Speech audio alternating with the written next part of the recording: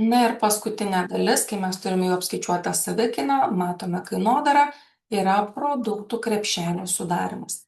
Yra paliktos jums gairės, kaip turėtų būti nuo įėjimo produkto iki premium ar individualaus produkto.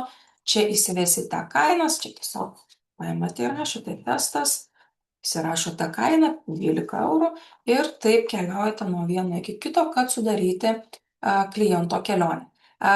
Kaip, kokie yra geriausi pavyzdžiai?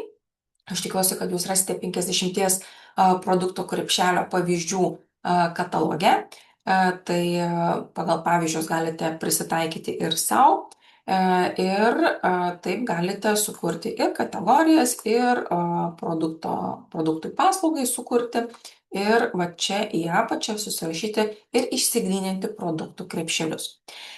Neužmirškite, kad, na tiksliau, ne to, kad neužmirškite, bet iš patirties galiu pasakyti, kad atsiras klausimų ties savikainos skaičiavimu, ties nusidėvėjimu ar pardavimu analizė, ką aš jums rekomenduoju nusipirkus šios produktus daryti viską per mėnesio laikotarpį, todėl, kad jums priklauso galimybė iškilus klausimui manęs paklausti.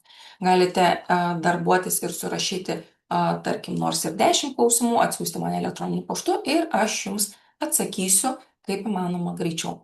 Linkiu sėkmės ir neužmirškit manęs klausti ir tiesiog linkiu turėti pelningos kainos sistemą.